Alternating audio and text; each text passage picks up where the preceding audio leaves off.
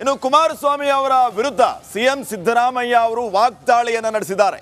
ಕೊಪ್ಪಳದಲ್ಲಿ ಮಾತನಾಡುವಂತಹ ಸಂದರ್ಭದಲ್ಲಿ ಸಿಎಂ ಸಿದ್ದರಾಮಯ್ಯ ಅವರು ಕೇಂದ್ರ ಸಚಿವ ಕುಮಾರಸ್ವಾಮಿ ಅವರ ವಿರುದ್ಧ ಏನಂದ್ರು, ಕುಮಾರಸ್ವಾಮಿ ಅವರನ್ನ ಅರೆಸ್ಟ್ ಮಾಡೋ ವಿಚಾರಕ್ಕೆ ಸಂಬಂಧಪಟ್ಟಂಗೆ ಅವರು ಮಾತಾಡಿರೋದು, HDKಯನ್ನ ಅರೆಸ್ಟ್ ಮಾಡ್ತೀವಿ ಅಂತ ಹೇಳಿಲ್ಲ, ಅರೆಸ್ಟ್ ಮಾಡುವ ಸನ್ನಿವೇಶ ಬಂದ್ರೆ ಅರೆಸ್ಟ್ ಮಾಡ್ತೀವಿ, ಯಾವುದೇ ಮುಲಾಜಿಲ್ದೆ ಅರೆಸ್ಟ್ ಮಾಡ್ತೀವಿ ಅಂತ ಗುಡುಗಿದ್ದಾರೆ ಸಿಎಂ ಸಿದ್ದರಾಮಯ್ಯ. ಕುಮಾರಸ್ವಾಮಿ ಅವರು ಭಯ ಪಟ್ಕೊಂಡಿದ್ದಾರೆ ಪಾಪ. ಯಾಕೆ ಅಂದ್ರೆ ಸ್ಯಾಂಕ್ಷನ್ ಕೊಟ್ರೆ ಏನ್ ಮಾಡೋದು ಅಂತ ಅವರಿಗೆ ಆತಂಕ ಶುರುವಾಗಿದೆ. ಅವ್ರನ್ನ ಅರೆಸ್ಟ್ ಮಾಡೋದ್ರ ಬಗ್ಗೆ ನಾವು ಮಾತಾಡಿಲ್ಲ, ಆದ್ರೆ ಕುಮಾರಸ್ವಾಮಿನ ಅರೆಸ್ಟ್ ಮಾಡುವಂತ ಪ್ರಸಂಗ ಸನ್ನಿವೇಶ ಬಂದ್ರೆ ಮುಲಾಜಿಲ್ದೆ ಅರೆಸ್ಟ್ ಮಾಡ್ತೀವಿ ಅಂತ ಸಿಎಂ ಸಿದ್ದರಾಮಯ್ಯ ಹೇಳಿದ್ದಾರೆ. ಮಾಡ್ತೀವಿ, ನಾನು ಅರೆಸ್ಟ್ ಮಾಡ್ತೀನಿ ಅಂತ ಎಲ್ಲೂ ಹೇಳಿಲ್ಲ. ಈಗ ಅರೆಸ್ಟ್ ಮಾಡಬೇಕಾದಂಥ ಸನ್ನಿವೇಶ ಬಂದರೆ ಅರೆಸ್ಟ್ ಮಾಡ್ತೀವಿ, ಯಾವುದೇ ಮುಲಾಜಿ ಇರೋದಿಲ್ಲ. ಆದರೆ ಅಂಥ ಸನ್ನಿವೇಶ ಏನಿಲ್ಲ. ಈಗ ಕುಮಾರಸ್ವಾಮಿ ಭಯ ಪಟ್ಕೊಬಿಟ್ಟಿದ್ದಾರೆ ಪಾಪ. ಅವ್ರಿಗೆ ಶ್ಯಾಂಕ್ಷನ್ ಕೊಟ್ಬಿಡ್ತಾರೆ ಗವರ್ನರು ಅಂತ ಭಯ ಅವ್ರಿಗೆ. ಯಾಕಂದರೆ ಶ್ಯಾಂಕ್ಷನ್ ನಾವು ಕೇಳಿಲ್ಲ ಅಥವಾ ಖಾಸಗಿಯವ್ರು ಯಾರು ಕೇಳಿಲ್ಲ. ಶ್ಯಾಂಕ್ಷನ್ ಕೇಳಿರೋರು ಯಾರು? ಲೋಕಾಯುಕ್ತದ SIT ಅವರು ಕೇಳಿರ್ತಕ್ಕಂಥದ್ದು. ಅವರು ತನಿಖೆ ಮಾಡಿ ಎವಿಡೆನ್ಸ್ ಕಲೆಕ್ಟ್ ಮಾಡಿ ಆಮೇಲೆ ಕೇಳಿದ್ದಾರೆ. ಅದರ ಅರ್ಥ ಇವ್ರ ಮೇಲೆ ಎವಿಡೆನ್ಸ್ ಇದೆ ಅಂತ. ನಾನು ಎಲ್ಲ ವಿಚಾರಗಳಿಗೆ ಸಂಬಂಧಪಟ್ಟಂತೆ ಇನ್ನಷ್ಟು ಮಾಹಿತಿಯನ್ನು ನೀಡುತ್ತಾರೆ ನಮ್ಮ ಪೊಲಿಟಿಕಲ್ ಬ್ಯೂರೋ ಹೆಡ್ ವಿಜಯ್. ಈಗ ನ್ಯೂಸ್ ಡೆಸ್ಕ್ನಿಂದ ನೇರ ಸಂಪರ್ಕದಲ್ಲಿದ್ದಾರೆ. ವಿಜಯ್, ಗಮನಿಸ್ತಾ ಇದ್ದೀವಿ, ರಿಪಬ್ಲಿಕ್ ಕನ್ನಡ ವರದಿ ಮಾಡ್ತಾ ಇದ್ದಂತೆ ರಾಜ್ಯ ರಾಜಕಾರಣದಲ್ಲಿ ಈಗ ಒಂದು ರೀತಿಯ ಸಂಚಲನವೇ ಸೃಷ್ಟಿಯಾಗಿದೆ.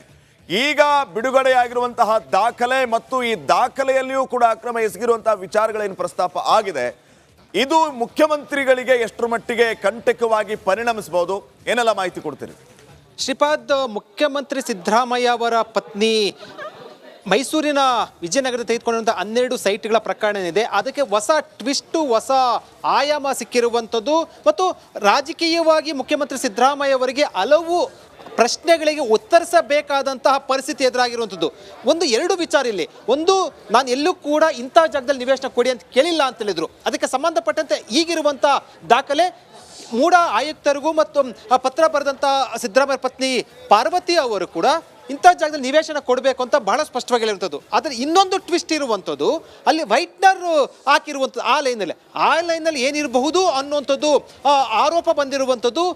ಏನು ಈಗ 12 ನಿವೇಶನ ತೆಗೆದುಕೊಂಡಿದ್ದಾರೆ, ಅದೇ ಜಾಗದಲ್ಲಿ ನಿವೇಶನ ಕೊಡಬೇಕಂತ ಬರೆದಿದ್ರು.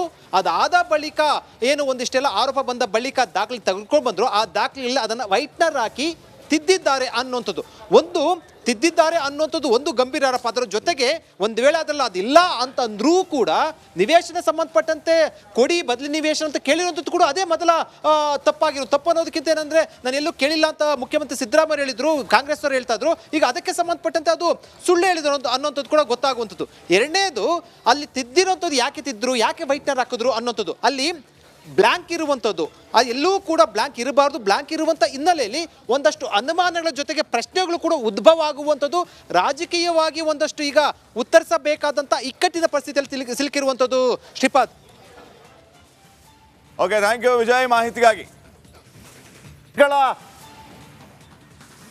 ಬಂಡಲ್ ನನ್ನ ಕೈಯಲ್ಲಿದೆ, ಡಾಕ್ಯುಮೆಂಟ್ಗಳ ಬಂಡಲ್ ನನ್ನ ಕೈಯಲ್ಲಿದೆ. ಬಹುತೇಕ ಎಲ್ಲರ ಬಳಿ ಕೂಡ, ಅಂದರೆ ಎಲ್ಲ ಮಾಧ್ಯಮಗಳ ಬಳಿ ಕೂಡ ಈ ಬಂಡಲ್ ಇದ್ದಿರಬಹುದು. ಆದರೆ ನನ್ನ ಕೈಯಲ್ಲಿ ಇನ್ನೊಂದು ಡಾಕ್ಯುಮೆಂಟ್ ಇದೆ. ಬಹುಶಃ ಈ ಡಾಕ್ಯುಮೆಂಟ್ ಅಥವಾ ಈ ಒಂದು ಮಾಹಿತಿ ಹೊರಬಂದಾಗ ಅಲ್ಲೋಲ ಕಲ್ಲೋಲ ಉಂಟಾಗುವಂಥ ಸಾಧ್ಯತೆ ಇದೆ. ಬಹುಶಃ ಈ ಮಾರ್ಕರ್ ಇರುವ ಜಾಗದಲ್ಲಿ ಅದನ್ನು ರಿಟ್ರೀವ್ ಮಾಡಿದರೆ ಏನು ಬರೆದಿದ್ದಾರೆ ಅಂತ ಗೊತ್ತಾಗಿ ಬಿಟ್ಟರೆ ಆ ಡಾಕ್ಯುಮೆಂಟ್ಗೆ ಮಹತ್ವ ಇಲ್ಲ. ಈ ಡಾಕ್ಯುಮೆಂಟ್ಗೆ 53 ಅಲ್ಲ, ಎಷ್ಟು ಅವ್ರು ಕೇಳಿದ್ದು 63 ಕೋಟಿ ರೂಪಾಯಿ ಬರುತ್ತೆ ಈ ಡಾಕ್ಯುಮೆಂಟ್ಗೆ. ಹೇಳ್ತಾ ಇದ್ದೀನಲ್ಲ, ಇದರಲ್ಲಿ ಮಾತ್ರ ವಿಜಯನಗರ ಬಡಾವಣೆಯಲ್ಲಿ ಕೇಳಿದ್ದಾರೆ ಅಂತ ಹೇಳುವಂತ ರೀತಿಯಲ್ಲಿ ಈ ಡಾಕ್ಯುಮೆಂಟ್ ಇದೆ. ಅದು ಕೂಡ ಪಾರ್ವತಿಯವರ ಸೈಟು, ಪಾರ್ವತಿಯವರು ಸೈನ್ ಹಾಕಿ ಕೇಳಿರುವಂಥದ್ದು. ಬೇಕಾ? ನೋಡ್ತೀರಾ ಡಾಕ್ಯುಮೆಂಟ್? ಬೇಕಾ ಡಾಕ್ಯುಮೆಂಟ್? ತಗೊಳ್ಳಿ ಆ ಡಾಕ್ಯುಮೆಂಟ್ ಈಗ ನಿಮ್ಮ ಮುಂದೆ. ರಾಜ್ಯ ರಾಜಕಾರಣದಲ್ಲಿ ಸಂಚಲನಕ್ಕೆ ಕಾರಣ ಆಗಿರುವಂತಹ ಈ ಮೂಡ ಹಗರಣದ ವಿಚಾರಕ್ಕೆ ಸಂಬಂಧಪಟ್ಟಂತೆ ನಿಮ್ಮ ರಿಪಬ್ಲಿಕ್ ಕನ್ನಡ ವೆರಿ ಎಕ್ಸ್ಕ್ಲೂಸಿವ್ ದಾಖಲೆಯನ್ನ ಬಿಡುಗಡೆ ಮಾಡ್ತಾ ಇದ್ದಂತೆ ರಾಜ್ಯ ರಾಜಕಾರಣದಲ್ಲಿ ಬಿರುಗಾಳಿಯೇ ಸೃಷ್ಟಿಯಾಗಿದೆ. ಮುಖ್ಯಮಂತ್ರಿಗಳು ಈ ಬಗ್ಗೆ ಸ್ಪಷ್ಟನೆ ಕೊಟ್ಟಿದ್ದಾರೆ. ಅನೇಕ ಮುಖ್ಯಮಂತ್ರಿಗಳ ಸಲಹೆಗಾರರು, ಸಚಿವರು ಕೂಡ ಈಗ ಮಾತಾಡ್ತಾ ಇದ್ದಾರೆ. ಹಾಗಿದ್ರೆ ಈ ದಾಖಲೆ ಬಿಡುಗಡೆ ವಿಚಾರಕ್ಕೆ ಸಂಬಂಧಪಟ್ಟಂಗೆ ಮತ್ತು ಮೂಡ ಹಗರಣದಲ್ಲಿ ಏನೆಲ್ಲ ಬೆಳವಣಿಗೆ ಆಗಿದೆ ಅನ್ನೋದನ್ನ ಒಂದು ವರದಿಯ ಮೂಲಕ ನೋಡ್ಕೊಂಡ್ ಬರೋಣ.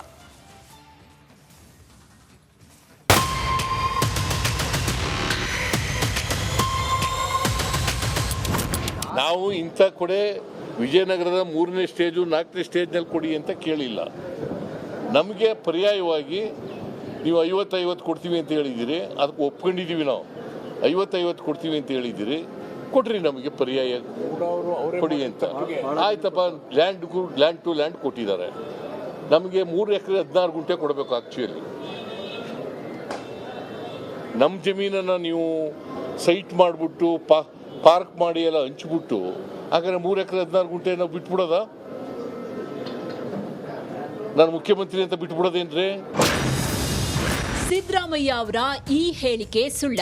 ಈಗ ಈ ಒಂದು ಪ್ರಶ್ನೆ ಮೂಡುವಂತಹ ದಾಖಲೆ ರಿವೀಲ್ ಆಗಿದೆ.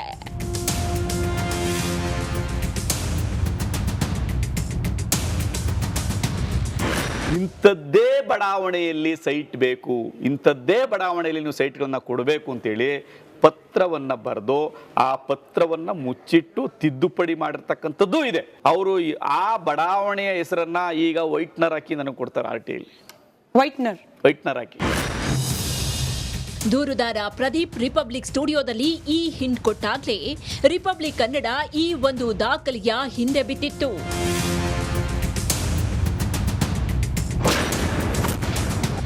ರಿಪಬ್ಲಿಕ್ ಕನ್ನಡದಲ್ಲಿ ಎಕ್ಸ್ಕ್ಲೂಸಿವ್ ದಾಖಲೆ. ಆದರೆ ಸಿಎಂ ಮೇಲಿನ ಆರೋಪಕ್ಕೆ ಸಂಬಂಧಪಟ್ಟಂತೆ ಇದೀಗ ಮಹತ್ವದ ದಾಖಲೆಗಳು ರಿಪಬ್ಲಿಕ್ ಕನ್ನಡಕ್ಕೆ ಸಿಕ್ಕಿವೆ. ಬದಲಿ ಲೇಔಟ್ನಲ್ಲಿ ಸೈಟ್ ನೀಡುವುದಕ್ಕೆ ಸಿಎಂ ಪತ್ನಿ ಮೂಡಾಗೆ ಬರೆದಿದ್ದಾರೆ ಎನ್ನಲಾದ ಪತ್ರ ಈಗ ಲಭ್ಯವಾಗಿದೆ. ಯಾವ ಜಾಗದಲ್ಲಿ ನಿವೇಶನ ಕೇಳಿದ್ದಾರೆ ಅನ್ನೋದು ಪತ್ರದಲ್ಲಿ ಉಲ್ಲೇಖಿಸಲಾಗಿದೆ. ಅಲ್ಲದೆ ಅದರ ಮೇಲೆ ವೈಟ್ನರ್ ಹಾಕಿ ಕೆಲ ವಿಚಾರವನ್ನ ಅಳಿಸಲಾಗಿದೆ. ಅದರಲ್ಲಿ ಮೂಡ ಸೀಲ್ ಕೂಡ ಇದೆ. ಪಾರ್ವತಿ ಅವರ ಸಹಿ ಇದೆ. 23 ಜೂನ್ 2014 ಎಂಬ ಡೇಟ್ ಅದರಲ್ಲಿದೆ. ಮುಖ್ಯವಾಗಿ ಗಮನಿಸಬೇಕಾದ ಅಂಶ ಅಂದ್ರೆ 2014ರಲ್ಲಿ ಸಿದ್ದರಾಮಯ್ಯ ರಾಜ್ಯದ ಮುಖ್ಯಮಂತ್ರಿಯಾಗಿದ್ರು. ಮತ್ತೊಂದು ಮುಖ್ಯ ಅಂಶ ಏನು ಅಂದ್ರೆ ಯಾವ ಜಾಗದಲ್ಲಿ ನಿವೇಶನ ಕೇಳಿದ್ದಾರೆ ಅನ್ನೋದು ಮಾತ್ರ.